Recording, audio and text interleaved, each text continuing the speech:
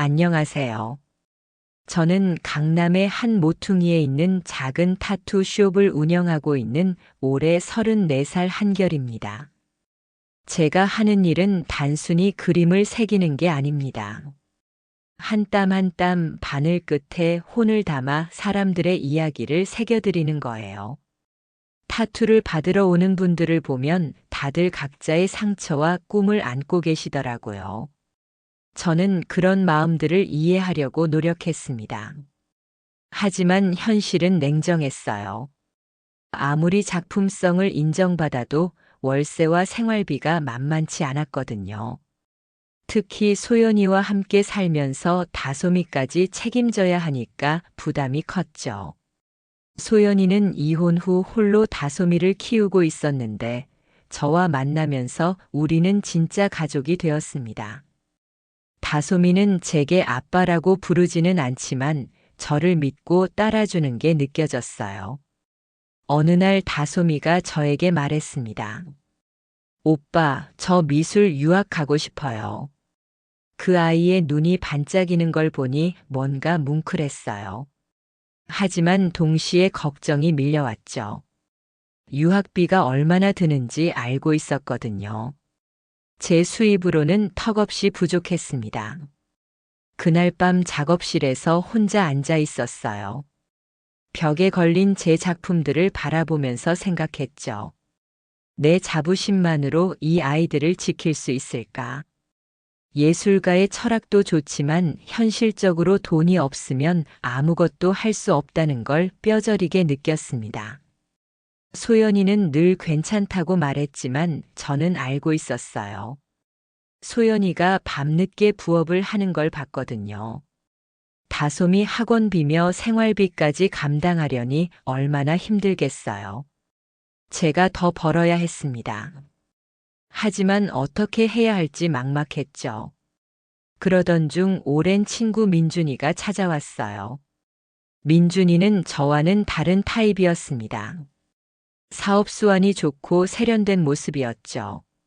한결아, 너무 순수하게만 살려고 하지 마. 돈도 벌고 가족도 챙길 방법이 있어. 민준이의 말이 귀에 들어왔습니다. 저는 고민에 빠졌어요. 제 철학을 지킬 것인가 아니면 현실적인 선택을 할 것인가. 다솜이의 웃는 얼굴과 소연이의 지친 모습이 번갈아 떠올랐습니다. 그 순간 저는 깨달았어요.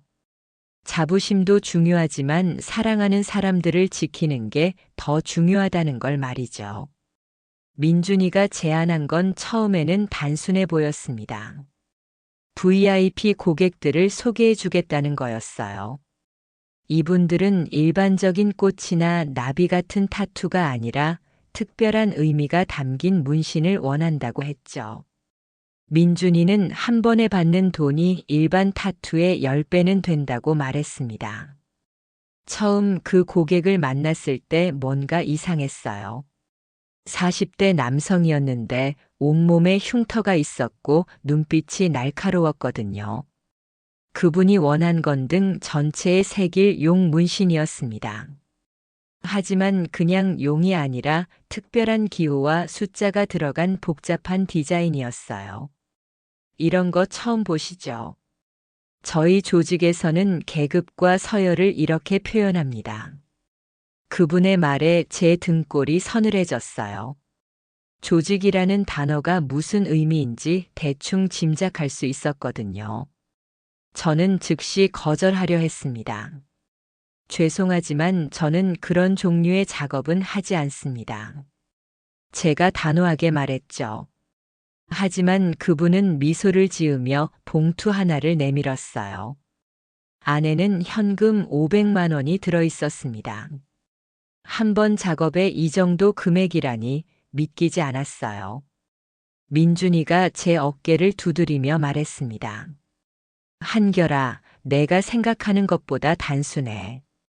그냥 타투만 새겨주면 되는 거야. 다른 건 신경 쓸 필요 없어. 하지만 제 양심은 편하지 않았어요. 이게 정말 괜찮은 일인지 확신이 서지 않았거든요. 그런데 집에 돌아와서 다솜이를 보니 마음이 흔들렸습니다. 그 아이가 미술학원에서 가져온 작품을 보여주면서 신나게 이야기하는 모습이었어요. 오빠, 선생님이 제가 재능이 있다고 하셨어요. 정말 유학 갈 수 있을까요? 다솜이의 눈이 반짝이는 걸 보니 가슴이 뭉클했습니다. 소연이도 걱정스러운 표정으로 저를 바라봤어요. 다솜이 꿈을 이뤄주고 싶은 마음은 저도 마찬가지예요. 하지만 현실적으로 여건이 안 되잖아요. 소연이의 말에 저는 더욱 고민에 빠졌습니다. 결국 저는 민준이에게 전화를 걸었어요. 조건이 있어. 정확히 어떤 사람들인지 알려줘. 그리고 법적으로 문제 없는 일인지 확실히 해줘. 민준이는 웃으며 대답했습니다. 당연하지. 그냥 몸에 그림 그려주는 것뿐이야. 문제될 거 하나도 없어. 그렇게 저는 첫 번째 작업을 시작했습니다. 5시간 동안 정성스럽게 용 문신을 새겨주었어요. 작업이 끝나자 그분은 만족스러워했고 약속대로 돈을 지불했습니다. 그 순간만큼은 모든 게 순조로워 보였어요. 하지만 며칠 후 뉴스에서 충격적인 소식을 들었습니다. 조직 간 충돌로 한 남성이 숨진 채 발견되었다는 거였어요. 그런데 그 사진 속 시신의 등에 새겨진 용 문신이 제가 새긴 것과 똑같았습니다. 그 순간 제 온몸에 소름이 돋았어요. 그 사건 이후에도 민준이는 계속 고객들을 소개해 줬습니다. 처음에는 거부감이 있었지만 돈의 유혹은 생각보다 강했어요.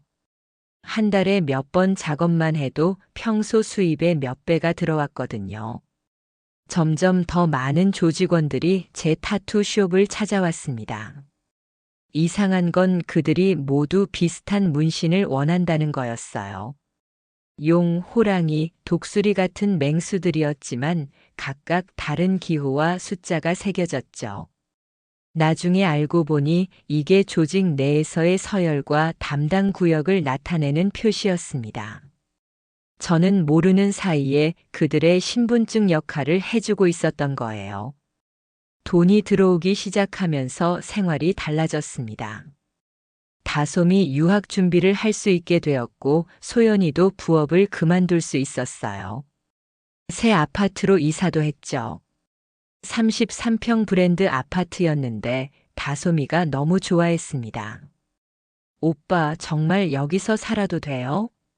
그 아이의 환한 미소를 보니 뿌듯했어요. 하지만 동시에 불안감도 커졌습니다. 제 작업실은 예전의 순수한 예술 공간이 아니었어요.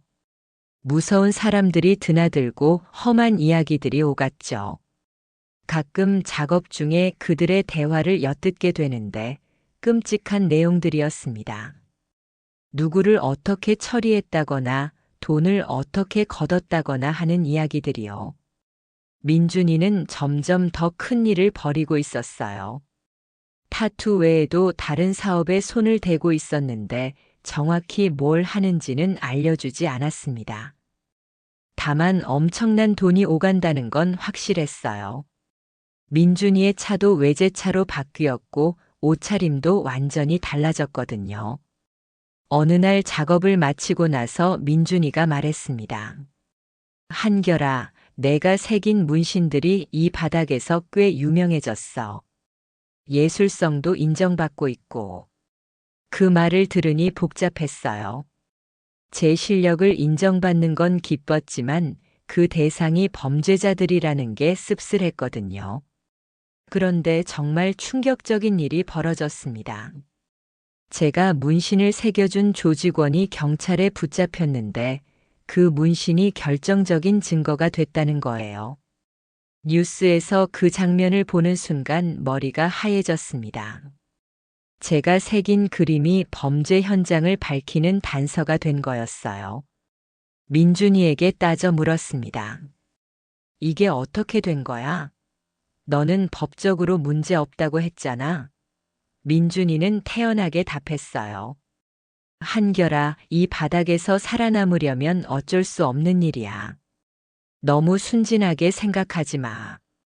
그 말을 듣는 순간 등골이 서늘해졌습니다. 저는 그제야 깨달았어요.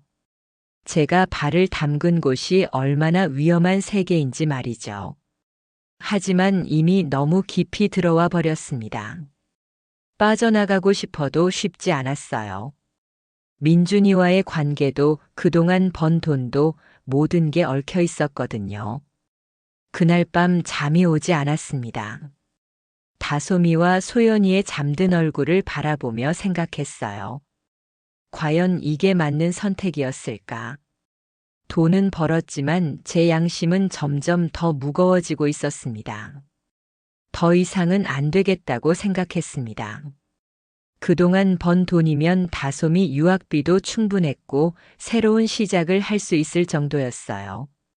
저는 민준이에게 정리하고 싶다고 말했습니다. 이제 그만하자. 위험해 보여. 민준이는 처음에는 말리려고 했어요. 지금 그만두기에는 아까워. 우리가 얼마나 잘 나가고 있는데. 하지만 저는 단호했습니다.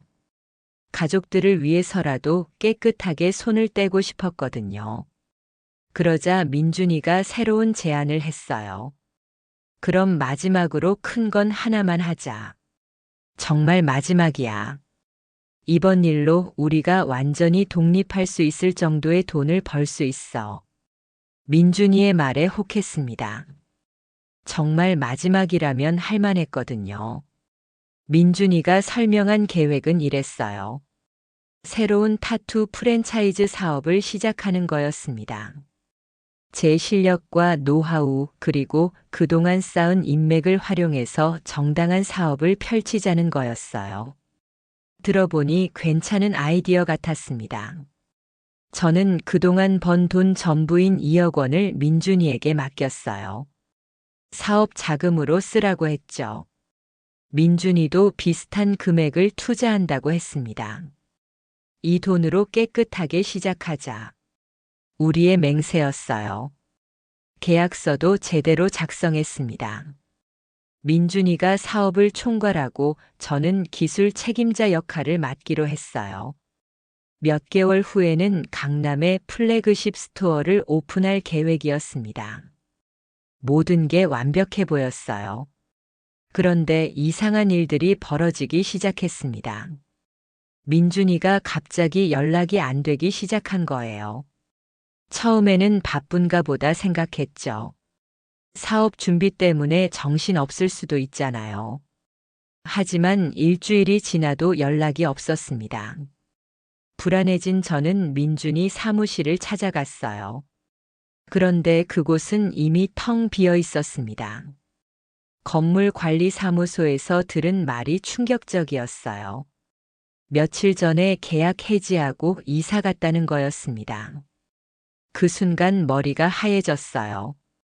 급하게 민준이 휴대폰으로 전화를 걸었지만 꺼져 있었습니다. 문자도 안 읽었어요. 그제야 뭔가 잘못됐다는 걸 깨달았죠. 민준이가 제 돈을 가지고 도망친 게 아닐까 하는 생각이 들었습니다. 더 큰 충격은 그 다음에 기다리고 있었어요. 조직 사람들이 제 타투숍에 찾아온 거였습니다. 그들이 하는 말이 믿기지 않았어요. 민준이가 그들 돈까지 가져갔다는 거였죠. 그리고 그 빚을 제가 대신 갚으라는 거였습니다. 무슨 소리예요? 저는 그런 돈 빌린 적 없는데요. 제가 항변했지만 소용없었어요. 그들은 민준이와 제가 동업자라고 생각하고 있었습니다. 사실 그동안 저희가 함께 일했으니까 그렇게 보일 수밖에 없었죠. 그때 저는 깨달았습니다. 모든 게 민준이의 계획이었다는 걸 말이죠. 처음부터 제 돈을 노리고 접근한 거였어요. 제가 번 돈뿐만 아니라 조직의 돈까지 가져가면서 모든 책임을 저에게 떠넘긴 거였습니다. 그날 밤 집에 돌아와서 소연이에게 모든 걸 털어놨어요. 제가 얼마나 바보였는지, 어떻게 속았는지 다 말했습니다. 소연이는 아무 말 없이 저를 안아줬지만 그 눈에서 실망이 보였어요. 제 마음이 무너져 내렸습니다. 민준이의 배신이 알려지면서 제 일상은 완전히 무너졌습니다. 조직 사람들은 매일같이 제 타투숍에 찾아와서 돈을 내놓으라고 했어요. 5억 원이라는 어마어마한 금액이었습니다. 제가 어떻게 그런 돈을 구할 수 있겠어요? 더 끔찍한 건 그들이 단순히 돈만 요구하는 게 아니라는 거였어요. 제가 새겨준 문신들이 경찰 수사에 활용되면서 많은 조직원들이 잡혔거든요. 그들은 제가 일부러 경찰과 협력했다고 의심하고 있었습니다. 어느 날 오후였어요. 다솜이가 학교에서 돌아오는 시간에 맞춰 조직원 3명이 타투숍에 들이닥쳤습니다. 그들은 제 작업 도구들을 부수기 시작했어요. 정성스럽게 모은 장비들이 순식간에 박살났습니다. 20년 경력의 타투 머신이 바닥에 떨어져 산산조각 나는 걸 보니 가슴이 찢어지는 것 같았어요. 돈 안 갖고 오면 다음엔 더 심해진다. 그들의 협박을 들으면서 제 몸이 벌벌 떨렸습니다. 그런데 설상가상으로 다솜이가 그 장면을 목격해버린 거예요. 학원에서 일찍 끝나서 들른 건데 하필 그 타이밍이었습니다. 다솜이는 울음을 터뜨렸어요. 오빠, 저 사람들이 왜 그래요? 오빠가 뭘 잘못했어요? 그 아이의 떨리는 목소리를 들으니 정말 죄스러웠습니다. 제가 저지른 일 때문에 순수한 아이까지 피해를 보게 된 거였어요. 집에 돌아가서 소연이와 다솜이에게 모든 걸 털어놨습니다. 그동안 제가 어떤 사람들과 일했는지, 왜 이런 일이 벌어졌는지 상세히 설명했어요. 다솜이는 충격에 빠져서 말을 잇지 못했고 소연이는 실망한 표정으로 저를 바라봤습니다. 오빠가 이런 사람인 줄 몰랐어요. 다솜이의 말이 가슴에 비수처럼 꽂혔어요. 그 아이가 절 어떻게 생각했는지 알 수 있었거든요. 믿고 따르던 오빠가 사실은 범죄자들과 함께 일하는 사람이었다는 걸 알게 된 거였으니까요. 소연이도 마찬가지였어요. 한결 씨, 저는 정말 몰랐어요. 다솜이한테 어떻게 설명해야 할지 모르겠어요. 소연이의 목소리에서 절망이 느껴졌습니다. 그동안 제가 벌어온 돈이 어디서 나온 건지 알게 됐으니까 당연한 반응이었죠. 그날 밤 소연이가 저에게 말했습니다. 한결 씨, 죄송하지만 다솜이와 함께 잠시 떨어져 있어야겠어요.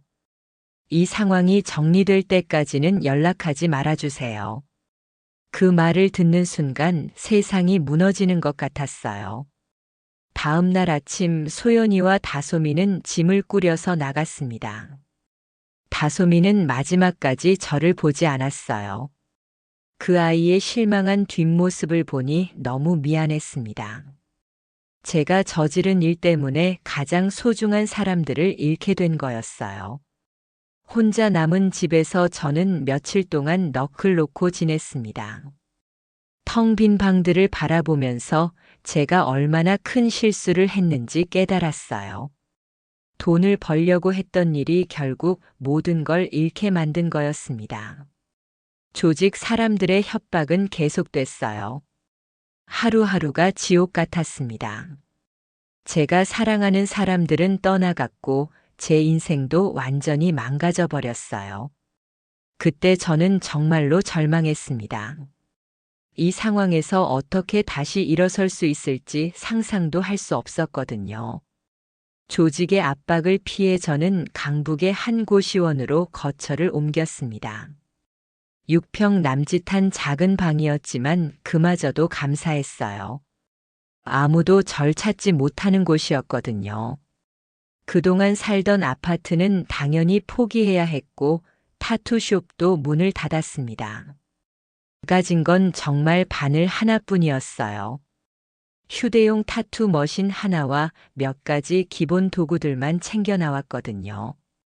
돈도 거의 없었습니다.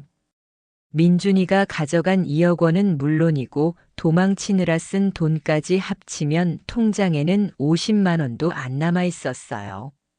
새벽 5시에 일어나서 건설 현장으로 향했습니다. 일용직 막노동이었지만 선택의 여지가 없었어요. 삽질하고 자재 나르는 일을 했죠. 몸은 힘들었지만 마음은 조금씩 편해졌습니다. 정직하게 땀 흘려번 돈이었거든요. 하루 일당이 15만 원 정도였어요. 그 돈으로 고시원비와 생활비를 감당해야 했습니다. 빠듯했지만 불가능하지는 않았어요. 예전에 비하면 보잘것없는 금액이었지만 깨끗한 돈이라는 게 중요했습니다. 밤에는 작은 타투를 해주며 부업을 했어요. 고시원 근처 술집에서 만난 사람들이 대부분이었죠. 간단한 글자나 작은 그림들이었는데 한 번에 5만 원에서 10만 원 정도 받았습니다. 예전 가격의 10분의 1도 안 되는 금액이었지만 불평하지 않았어요. 처음에는 자존심이 상했습니다.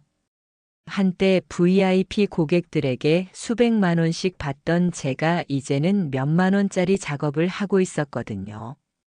하지만 시간이 지나면서 생각이 바뀌었어요. 이게 진짜 제 실력이고 정직한 노동의 대가라는 걸 깨달았거든요. 그러던 중 기억에 남는 고객이 있었어요. 19살 고등학생이었는데 성인이 되자마자 타투를 받으러 왔더라고요. 어머니 생신을 기념해서 작은 꽃 문신을 새기고 싶다는 거였습니다.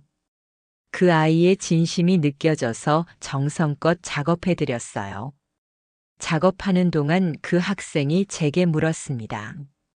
선생님은 왜 이 일을 시작하게 되셨어요? 저는 잠시 멈칫했죠.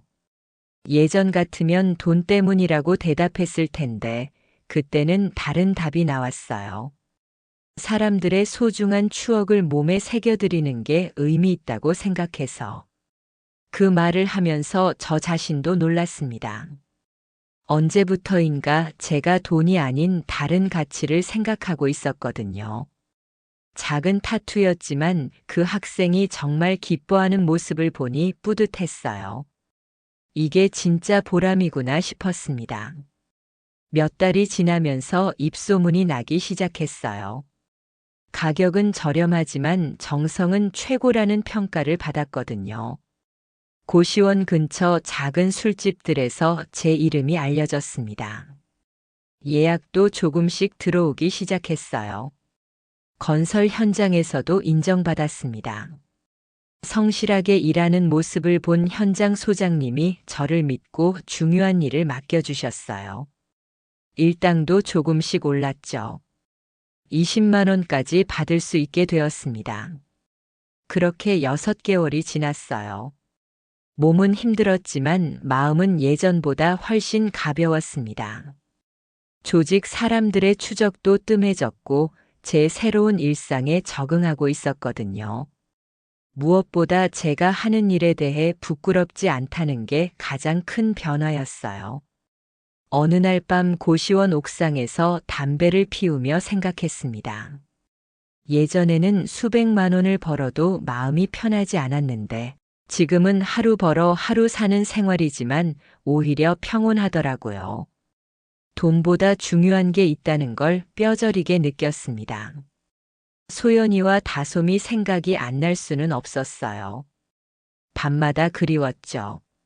하지만 지금의 제가 그들에게 당당하게 다가갈 수 있을지 확신이 서지 않았습니다. 좀 더 제대로 된 사람이 되어야 한다고 생각했어요. 그런 마음으로 하루하루를 버텨나갔습니다.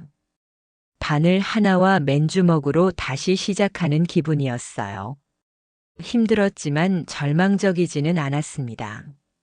적어도 정직하게 살고 있다는 자부심이 있었거든요. 그 학생이 저에게 뜻밖의 선물을 가져다 줬습니다. 제가 꽃 타투를 새겨주는 과정을 휴대폰으로 촬영했더라고요. 처음에는 기념으로 찍는 줄 알았는데 나중에 유튜브에 올렸다는 연락을 받았어요. 선생님 영상이 대박 났어요. 그 학생의 흥분된 목소리가 전화기 너머로 들렸습니다. 제가 궁금해서 유튜브를 검색해 봤죠. 제목이 한 땀 한 땀 잊혀진 장인의 영혼 타투였어요. 조회수가 50만을 넘어가고 있었습니다. 영상을 보니 신기했어요. 제가 작업하는 모습이 이렇게 보이는구나 싶었거든요. 댓글들도 대부분 긍정적이었습니다. 진짜 장인이시네요. 정성이 느껴져요. 이런 분한테 받고 싶어요. 같은 반응들이었어요. 며칠 후부터 이상한 일이 벌어지기 시작했습니다. 제가 일하는 술집으로 사람들이 찾아오기 시작한 거예요. 유튜브 영상을 보고 타투를 받으러 왔다는 거였죠. 처음에는 몇 명이었는데 점점 늘어났습니다. 예약이 밀리기 시작했어요. 주말에는 10명 넘게 기다리는 경우도 있었습니다. 술집 사장님도 좋아하셨어요. 제 때문에 손님이 늘어났거든요. 그래서 작은 방 하나를 작업실로 내어주셨습니다. 가격도 조금씩 올릴 수 있게 되었어요. 15만 원, 20만 원까지 받을 수 있었습니다. 예전에 비하면 여전히 적은 금액이었지만 제게는 큰 변화였어요.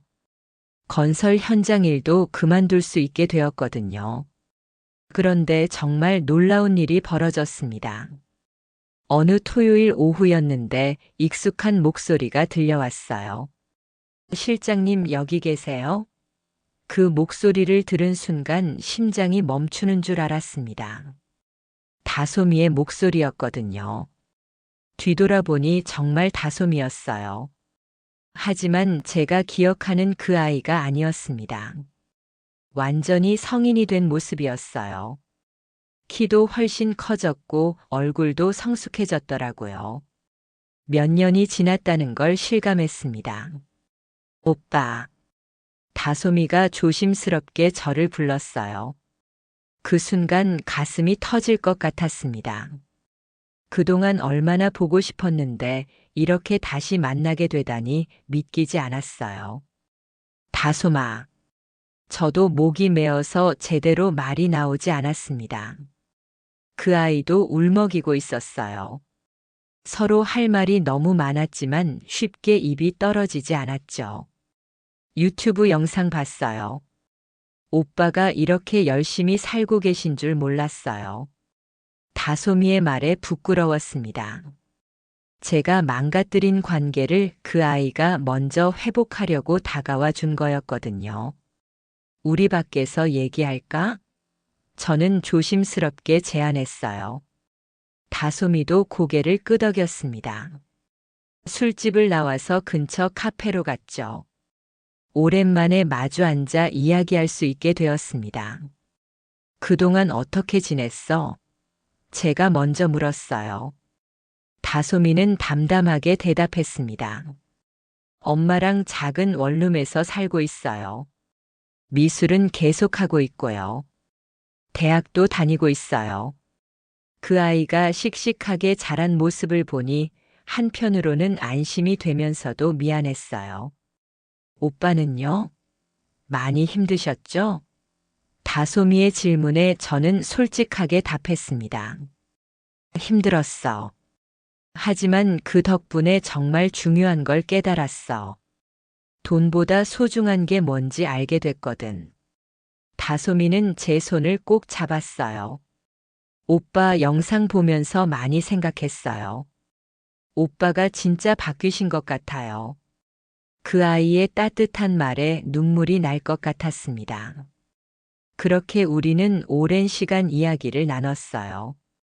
그동안 못다 한 말들, 서로에 대한 그리움들을 털어놨죠.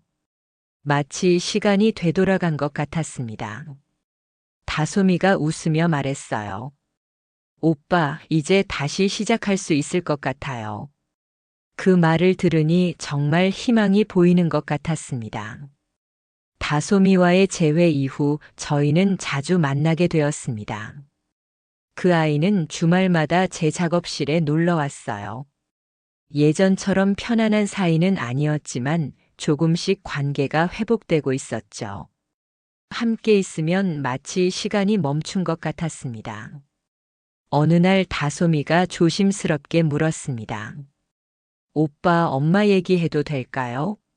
저는 가슴이 두근거렸어요. 그동안 소연이 소식을 전혀 듣지 못했었거든요.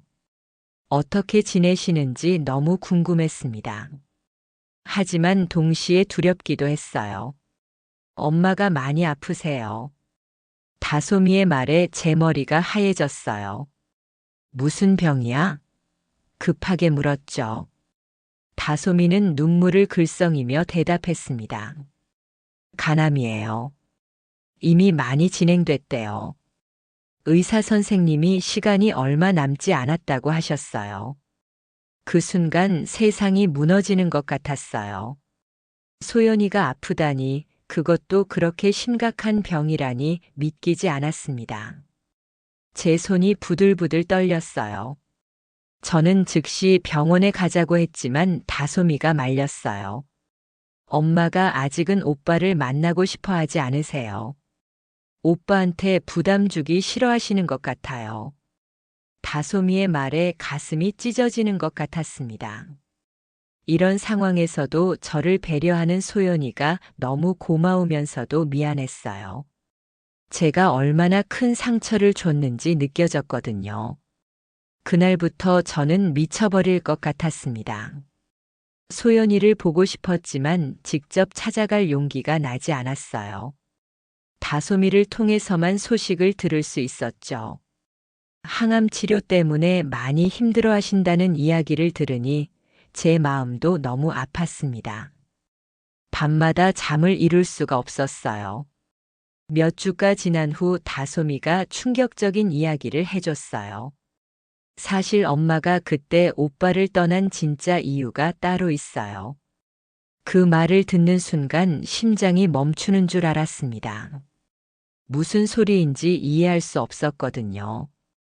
다솜이의 설명은 제 상상을 뛰어넘는 것이었어요. 민준이가 조직 사람들과 함께 소연이를 찾아갔다는 거였습니다. 그들은 소연이에게 협박을 했어요. 한결이 계속 저희와 함께 일하고 싶으면 가족들이 안전할 거라고, 반대로 손을 떼려고 하면 가족들에게 위험이 닥칠 거라고 말이죠. 그때 엄마가 이미 몸이 안 좋다는 걸 알고 있었대요.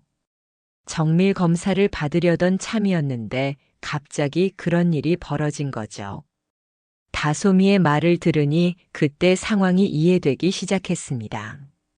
소연이가 왜 그렇게 급작스럽게 결정을 내렸는지 말이에요. 엄마는 오빠를 지키려고 그 선택을 한 거예요. 저랑 함께 떠나서 오빠가 위험한 일에서 손을 뗄 수 있게 하려고 했던 거죠. 다솜이의 눈에서 눈물이 흘렀어요. 엄마가 말씀하셨어요.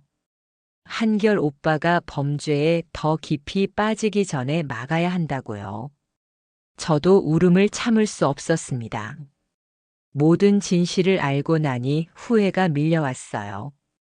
소연이가 얼마나 큰 희생을 했는지, 저를 얼마나 사랑했는지 깨달았거든요. 제가 너무 무지했고 이기적이었다는 생각이 들었습니다. 돈에 눈이 멀어서 정말 소중한 걸 놓쳤던 거예요. 그날 밤 저는 다솜이와 함께 병원으로 갔어요. 소연이를 보러 가자고 제가 간청했거든요. 더 이상 미룰 수 없었습니다. 다솜이도 더 이상 말리지 않았어요. 이제 진실을 모두 알았으니까 숨길 이유가 없다고 했죠. 성남병원 1217호실이었습니다. 병실 문을 열고 들어갔을 때 소연이의 모습에 충격을 받았어요. 너무 많이 야위어 있었습니다. 하지만 여전히 아름다운 미소를 지어 보였어요. 한결 씨, 오랜만이에요. 목소리도 많이 약해져 있었지만 따뜻했습니다. 소연아. 저는 그 자리에서 무릎을 꿇고 울었어요. 미안해, 정말 미안해. 내가 너무 바보였어. 내가 이렇게 아픈 줄도 모르고. 소연이는 제 머리를 쓰다듬으며 말했습니다. 괜찮아요. 다 지난 일이에요. 오히려 이렇게 다시 만날 수 있어서 다행이에요. 그날부터 저는 매일 병원에 갔습니다. 소연이 곁에서 간병을 도왔고 다솜이와 함께 소중한 시간을 보냈어요. 비록 늦었지만 다시 가족이 될 수 있어서 감사했습니다. 소연이는 제게 말했어요. 한결 씨가 정말 많이 변하신 것 같아요. 예전보다 훨씬 진실해 보여요. 항암 치료를 받는 소연이를 보면서 제 마음은 찢어질 것 같았어요. 하지만 소연이는 늘 밝게 웃으려고 노력했습니다. 한결 씨, 슬퍼하지 마세요. 저는 행복해요. 다시 가족이 된 것만으로도 충분해요. 그런 소연이를 보면서 저는 더욱 죄송했어요. 소연이는 2달 후 조용히 세상을 떠났어요. 마지막까지 저와 다솜이를 걱정하며 당부의 말을 남겼습니다. 서로 의지하며 행복하게 살라고, 절대 삐뚤어진 길로 가지 말라고 했죠. 저는 소연이의 손을 꼭 잡고 약속했어요. 다솜이를 잘 돌보겠다고, 정직하게 살겠다고 말이에요. 장례식은 조용하게 치렀습니다. 소연이가 원했던 대로 소박하게 했어요. 그날 저와 다솜이는 서로 의지하며 울었습니다. 이제 정말 둘뿐이 되었다는 현실이 무겁게 다가왔어요. 장례식 이후 다솜이와 저는 새로운 시작을 했습니다. 그 아이는 대학을 휴학하고 제 타투숍에서 일하기 시작했어요. 미술을 전공한 덕분에 디자인 작업을 도와줄 수 있었거든요. 다솜이의 감각이 정말 뛰어났습니다. 이제 저희는 진짜 가족이 되었습니다. 혈연은 아니지만 서로를 진심으로 사랑하고 의지하는 사이가 되었어요. 소연이가 남겨준 가장 소중한 선물인 다솜이와 함께 새로운 인생을 시작할 수 있게 되었습니다. 타투숍도 점점 번창하기 시작했어요. 유튜브 영상 덕분에 찾아오는 손님들이 늘어났고 다솜이의 디자인 감각까지 더해져서 더 좋은 작품들을 만들 수 있게 되었습니다. 무엇보다 정직하게 번 돈이라는 게 가장 뿌듯했어요. 가끔 제 팔에 새겨진 작은 타투를 바라봅니다. 소연이의 이름과 다솜이의 이름이 새겨져 있어요. 제가 직접 새긴 거죠. 이제 이 문신들이 제 인생에서 가장 소중한 작품이 되었습니다. 돈을 위해 새겼던 그 많은 문신들보다 훨씬 의미 있는 작품이에요. 다솜이도 제 어깨에 작은 나비 문신을 새겨줬어요. 엄마를 상징하는 거라고 했습니다. 이제 소연이는 늘 저희와 함께 있는 거라고요. 그 말을 들으니 정말 그런 것 같았어요. 오늘도 저희는 함께 타투숍에서 일하고 있습니다. 다솜이는 미대에 복학할 계획이고 저는 계속해서 정직한 타투이스트로 살아갈 예정이에요. 과거의 상처들은 지워졌고 새로운 희망이 새겨졌습니다. 끝까지 들어주셔서 감사합니다. 구독, 좋아요 부탁드립니다. 선생님들의 삶에도 진심 어린 사랑과 따뜻한 행복이 가득하기를 마음 깊이 기원합니다.